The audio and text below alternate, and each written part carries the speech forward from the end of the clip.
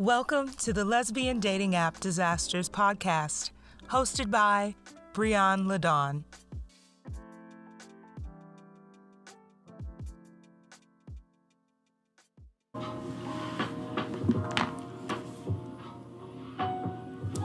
Hey guys, what's up? It's Bréon, and we are here for the first installment of the Her series. So the Her series will be little mini episodes about my dating experiences as a black lesbian in Detroit, Michigan, throughout my 20s. Mostly because these have occurred in my 20s. And I have just gone through some wild ass stories, wild ass shit about the women that I've gone on dates with.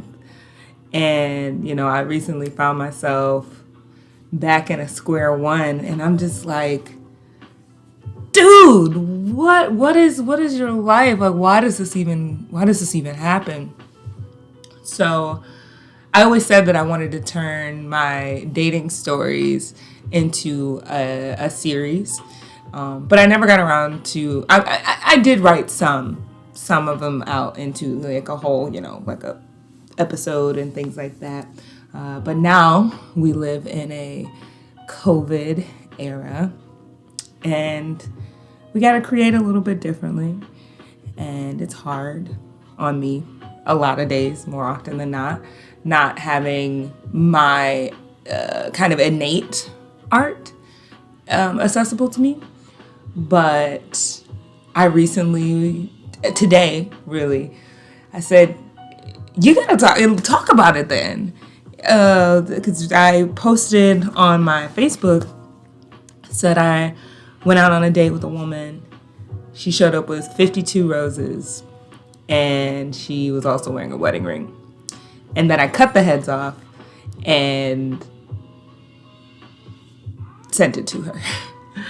And I said, okay, I gotta talk. I should talk. And I've ventured down the podcast road before, and it didn't work because of distance. My co-host was in LA. I did move out to LA for a brief moment, and then I ended up coming back to Detroit. And, I just don't think then we had the exact technology to record separately. So we kind of put it as defunct. And then I, did reach out and say, hey, do you want to start this up again? And she just didn't have the time. She's a songwriter. She works a lot. And it's a lot. And then to do it with a 3-hour time difference.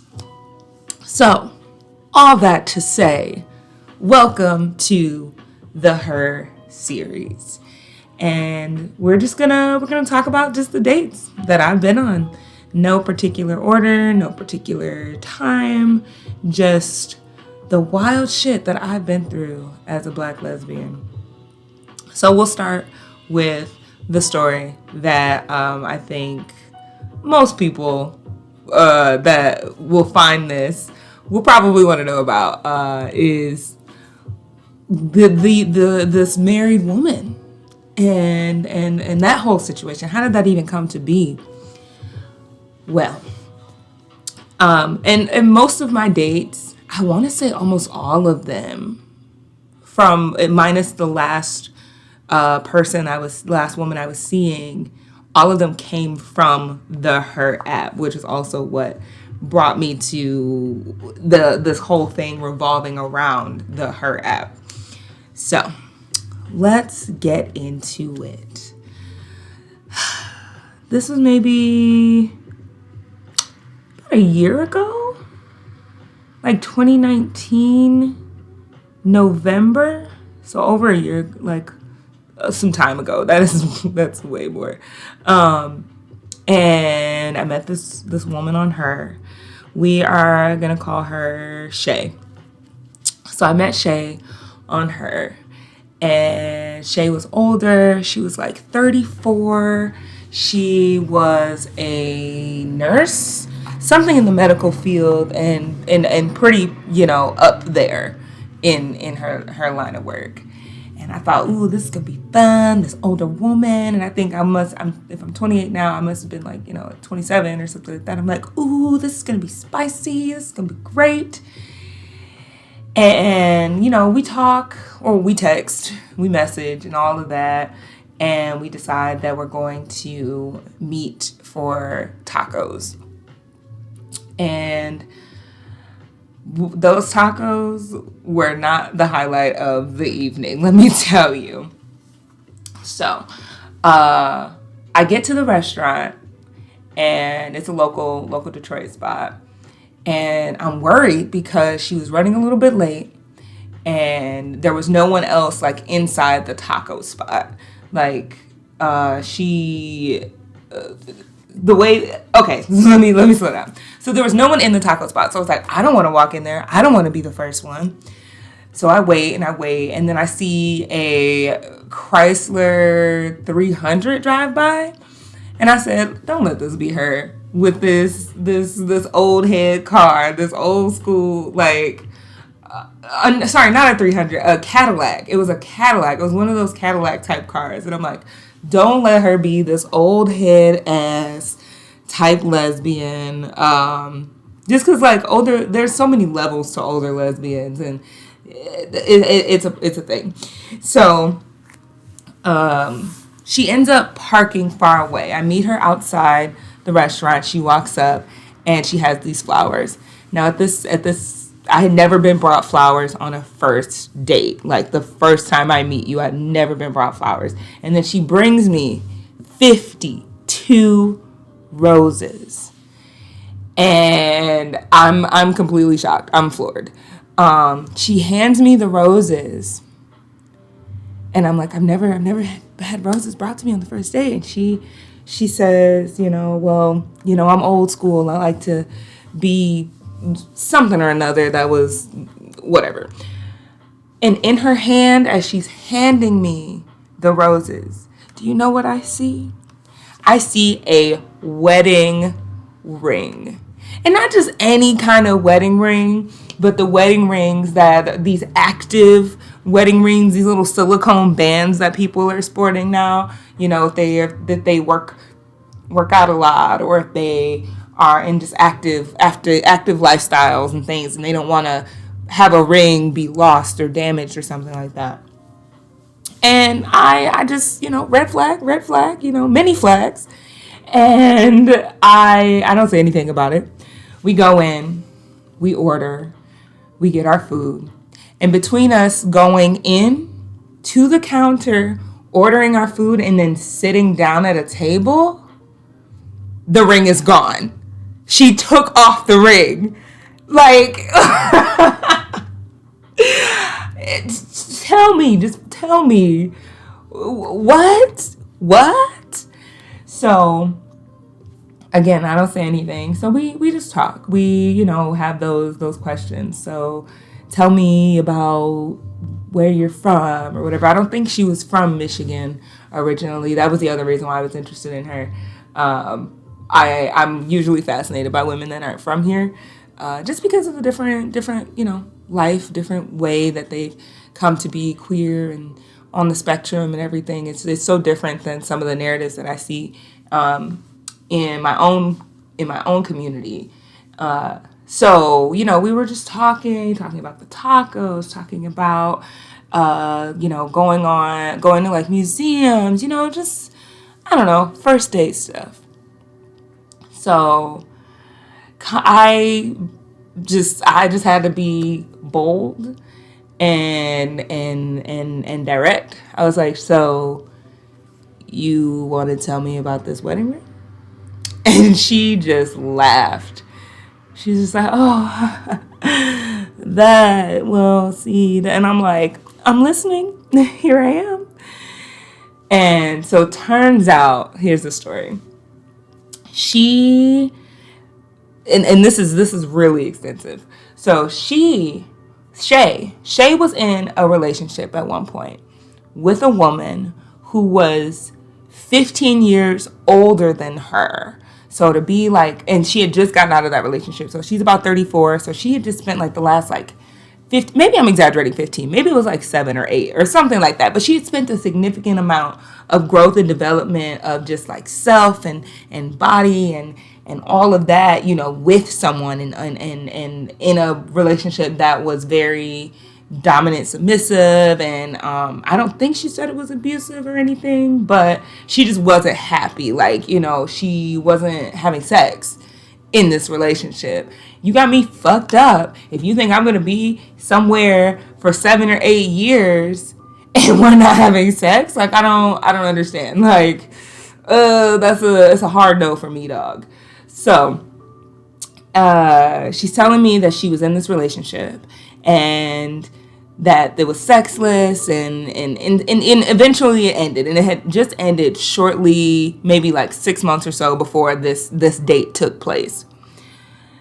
So she then was feels of, you know, not really having anyone in the world, well, not in the world, but just in her immediate circle, because everything she had was attached to this relationship that she, you know, was very unhappy in and everything like that. So then she came across a couple, like a separate lesbian couple on an app, you know, I don't know which app. She came across a lesbian couple who asked her if, the couple asked Shay if Shay would like to be the third in their relationship. Like, pretty sure she was living with them, and you know, they gave her this ring to make her feel included. Those were Shay's words, not mine. They gave her the ring to make her feel included. So I was shook. I was like, not only did you forget to take this thing off, you are in something that sounds like it's somewhere you want to be. You know, you're trying to, and you're now trying to make these connections so that you can have something that's just yours. You know, these are also Shay's words. You know, she's trying to make connections that are just hers.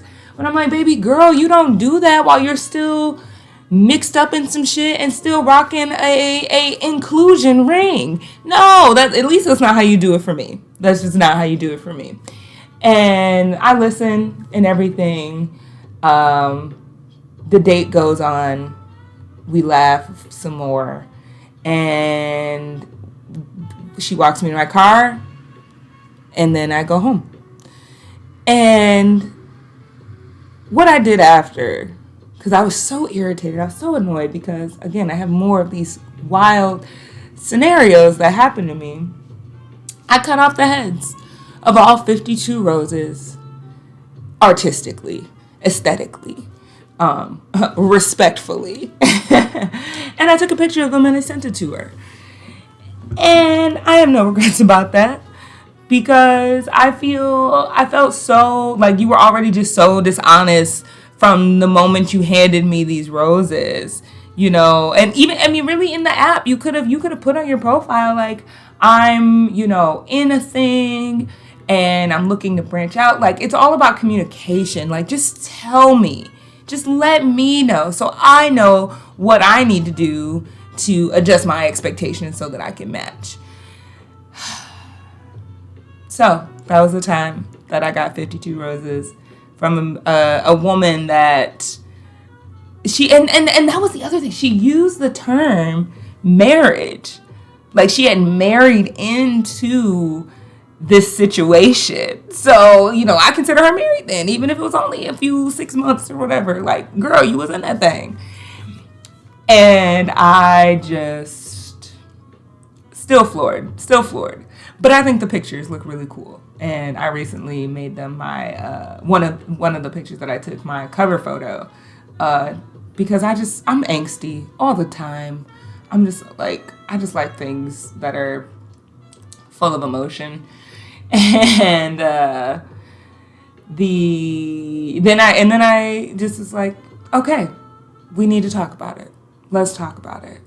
So that was the time that I got 52 roses, and I cut all the heads off and sent her a picture of me cutting the heads off. And what baffles me about a lot of it is that she was 34 and she was still in this phase of trying to find self and find place and find companionship and things like that. And at the time, I was like, here I am at 27 and I got this, and this. I don't have time to babysit you as you're going through this and that with your sexuality and blah, blah, blah. And now, here I am at 28. I truly recognize that the journey of self-discovery never stops and that it can come kind of late. Well, I take that back. It is never too late to come out. It is never too late to find yourself. I've just been very fortunate to know myself from a very, very, very young age. I definitely have had that privilege. So it wouldn't be fair to me to say anything like that. So I retract that. If I had really good editing skills, I would probably take that out, but I don't. So it's never too late to come out. But now I'm grateful that I'm as gay as I am right now and not having to, and then also have not in a relationship for these formative, I consider my 20s formative for me and who I am, how I shape the world. Just as much as teens are, I think the 20s are as well. And I just grateful that I didn't have to go through the things that she was going through at the time. So,